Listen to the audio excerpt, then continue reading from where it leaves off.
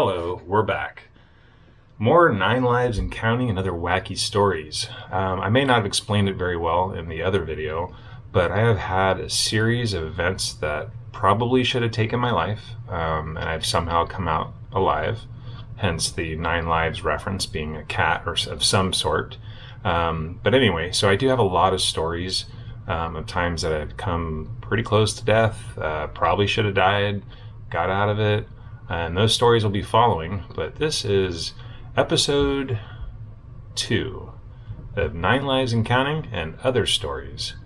So I'm trying to think of what the next story would be. I know Jamie has a list of stuff for me to go over.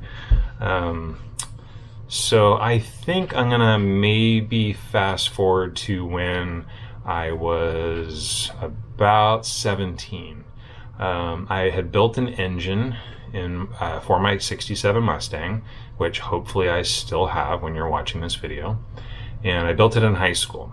And my goal was to put that engine in on a Saturday morning on the driveway with the help of friends. And one of the things that I wanted to do was take it out for one last cruise. In case you don't know what cruising it is, you take your car out, you drive basically, I don't know, maybe 3 miles and make a U-turn and go back, go 3 miles, make a U-turn, go back, go 3 miles. Great place to meet friends and girls and hang out and meet other people with cars and similar interests. Made a lot of friends and had a lot of good times. Also a good opportunity to show off your car. I had long hair, so guys would see it flowing out the window and be like, "Hey baby," and I'd turn around and they'd go, "Ah," and run the stoplight. Anyway, so I want to get one last cruise in. So went out cruising with my friends, and then looked at the time and thought, all right, I should probably get going, because in the morning I need to pull this motor out and put the new motor in. I was going from a small, weak 6-cylinder engine to like a powerful V8 engine. So I drove home from San Mateo to Foster City, pulled into the driveway, looked at the watch, and was like, you know what, maybe I'll just get a little started. So I drove the car up on ramps. So the front end was on ramps and the driveway was a little bit sloped. And one of the first things I did was, when it was on ramps, I had the emergency brake on. I went underneath the car and I started disconnected the drive shaft, which connects the transmission to the rear axle. Not thinking very well, I disconnected that. And when you do that, essentially you're taking your car out of park, removing the transmission, basically the link between the back end, which holds it in park. And so the only thing that was holding the car on these ramps was the emergency brake. Well, the car being a 1967 car with the emergency brake handle pulled, it wasn't super strong. So as soon as I disconnected that, the car started coming down the ramps. I'm holding over my head the rear axle, the U-joint, as I'm holding that, and the car's making a coming down the ramps on me, and I'm getting pressed in between the ground and the pan of my car.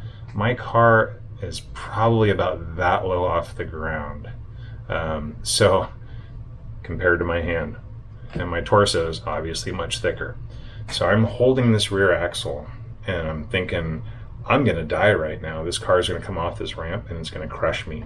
I'm holding it, it's starting to cut into my hands, the metal, it's also warm from being driven, and I just start screaming for help. I'm just like, help, just screaming like crazy, thinking I'm gonna die. This is it. And it's late, now it's probably like 1 or 1:30 in the morning, and I hear the sound of who I think is my friend Gary, his car. He comes around the corner to see if I wanted to go back out and get some hot coffee or hot chocolate or whatever. I didn't drink coffee, but he hears me screaming. He gets out. He's holding the car, and he's making sure that the car doesn't roll over me. And so he starts screaming for help because he doesn't know what to do. He's like just holding the car.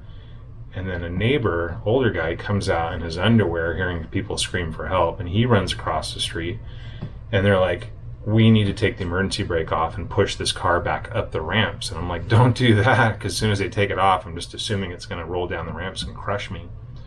They're like, we got to do it. So they're holding the car. I'm holding the rear axle over my head. And at this point, the car was already pressing on my chest, and I felt a couple pops in my chest. And it was very, very painful. At this point, I was having a hard time breathing.